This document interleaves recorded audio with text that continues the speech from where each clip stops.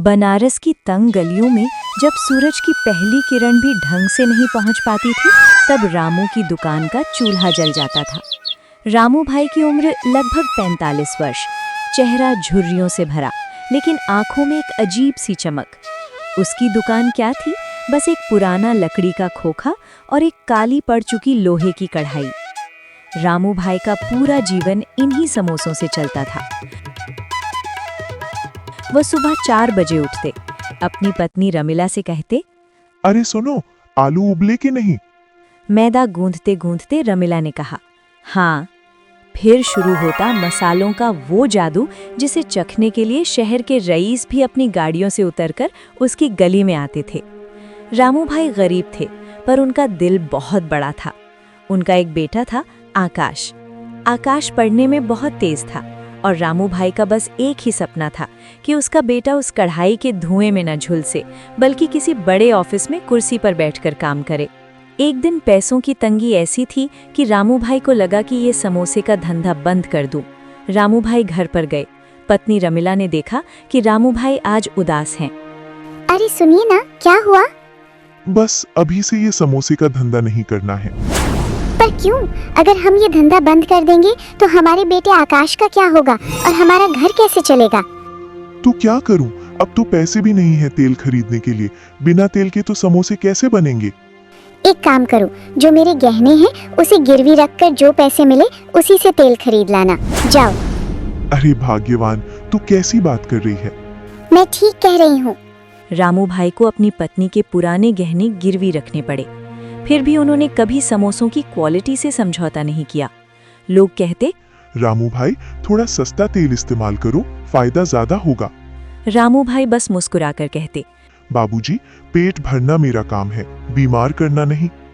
एक बरसात की शाम जब शहर में बाढ़ जैसे हालात थे, रामू भाई अपनी दुकान समेटने ही वाले थे कि एक आलीशान कार उसकी दुकान के सामने आकर रुकी। उसमें से एक वृद्ध सज्जन उतरे जो काफी परेशान दिख रहे थे। उनकी तबीयत बिगड़ रही थी। रामू भाई ने बिना कुछ सोचे उन्हें अपनी टूटी बेंच पर बिठाया, गर्म पानी दिया और अपने पास मौजूद दवा खिलाई। जब उन्हें थोड़ा आराम मिला तो उन्होंने रामू भाई के हाथ के बने 2 समोसे खाए। उन्होंने कहा, मैंने दुनिया भर के पकवान खाए हैं, पर इस समोसे में जो ईमानदारी का स्वाद है वो कहीं नहीं मिला। वह व्यक्ति शहर के सबसे बड़े फूड चेन के मालिक थे। उन्होंने रामू भाई को अपना कार्ड दिया और कहा, कभी जरूरत हो तो आना। अगले ही महीने आकाश का एडमिशन एक बहुत बड़े कॉलेज में होना था। फीस की रकम बहुत बड़ी थी, 2 लाख रुपए। रामू भाई के पास केवल 10,000 थे। अरे मगन भाई, कुछ पैसों की जरूरत थी। अरे समोसे तू बेचता है कि मैं? वैसा कहकर रामू भाई को मना कर दिया। वो दर दर भटके, पर किसी ने मदद नहीं की। तभी उसे फूड चेन के मालिक का ख्याल आया, लेकिन रामू भाई का स्वाभिमान आड़े आ रहा था। क्या मैं अपनी सेवा की कीमत मांगूं? उन्होंने सोचा। अंत में बेटे के भविष्य के लिए वह फूड चेन के मालिक के पास गए, लेकिन वहां जाकर उन्होंने पैसे नहीं मांगे, बल्कि एक काम मांगा। फूड चेन के मालिक ने रामू भाई को अपने होटल के किचन में एक छोटा सा कोना दिया।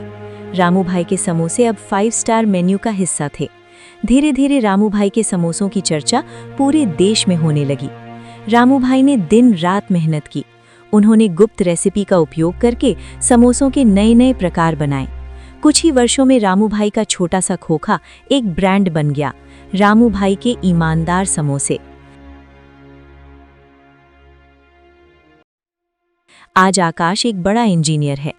वक्त का पहिया चलता रहा। रामू भाई अब काफी बूढ़े हो गए थे, लेकिन वक्त की मार पैसों से नहीं, बल्कि रिश्तों से पड़ रही थी। रमीला, जो हर दुख सुख में रामू भाई की ताकत थी, अब इस दुनिया में नहीं रही थी। उनकी कमी रामू भाई को हर पल खलती थी। घर में अब आकाश की पत्नी ऋषि का राज था।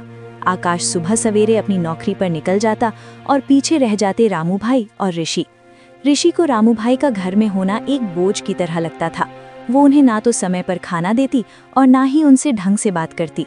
कभी कभी तो वो बासी खाना उनकी थाली में परोस देती। रामू भाई कमरे के अंधेरे कोने में बैठकर अपनी पुरानी दुकान और रमला को याद करते। उनकी आंखों से आंसू गिरते और वे बुदबुदाते, हे भगवान, अब मुझे भी अपने पास बुला ले, ये बोझ अब सहा नहीं जाता। जिस बेटे के लिए उन्होंने कड़ाही के धुएं में अपनी जवानी जला दी, आज उसी के घर में वे बेगाने हो गए थे।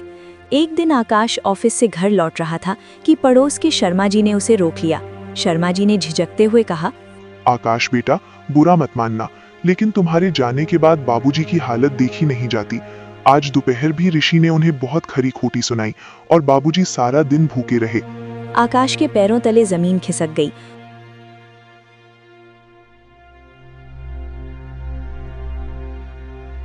वो चुपचाप घर के अंदर गया और छिपकर देखने लगा।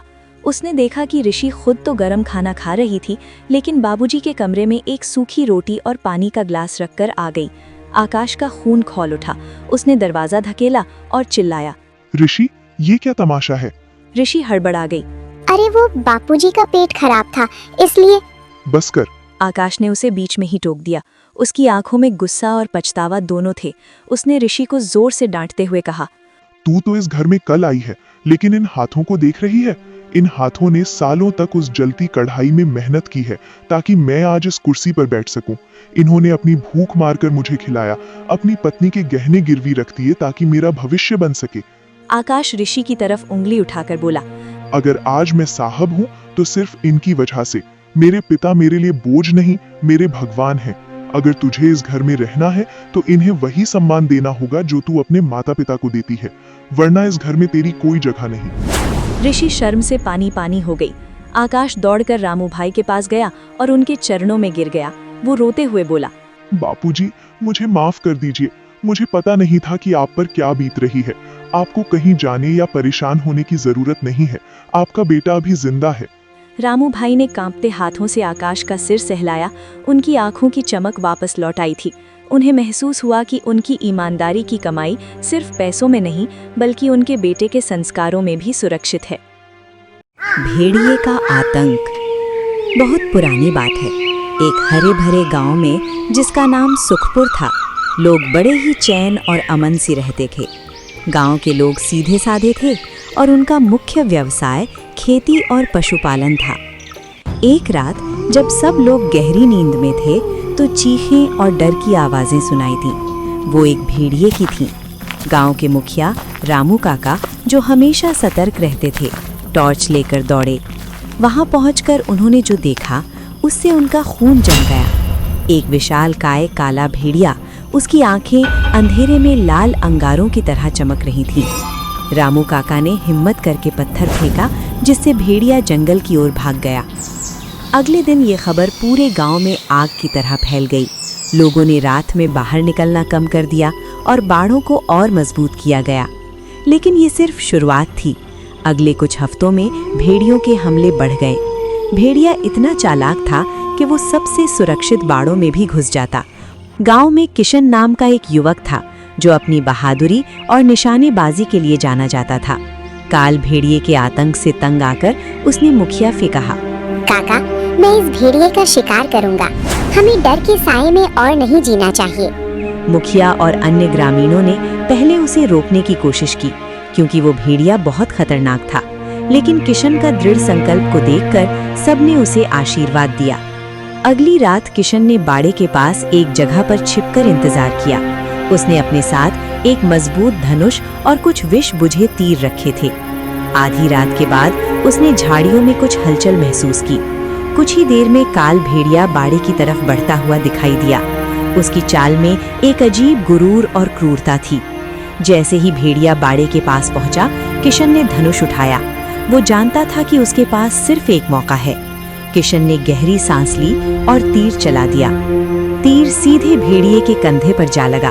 भेड़िए ने एक भयानक चीख मारी जो पूरे जंगल में गूंज गई। वो जमीन पर गिर पड़ा, लेकिन अपनी जान बचाने के लिए वो लंगड़ाता हुआ वापस घने जंगल की ओर भाग निकला। सुबह होते ही किशन और गांव के कुछ लोग खून के निशानों का पीछा करते हुए जंगल में गए। कुछ दूर जाने पर उन्होंने काल भेड़िए का मृत शरीर पाया। वो वाकई में एक भयानक और बड़ा जानवर था। गांव में किशन की जीत की खबर आई तो खुशी का माहौल बन गया। लोगों ने भेड़ियों के आतंक से मुक्ति पाई। किशन गांव का हीरो बन गया और सुखपुर में एक बार फिर से शांति और चैन लौट आया। सीख: साहस और एकता से बड़े संकट का भी सामना किया जा सकता है।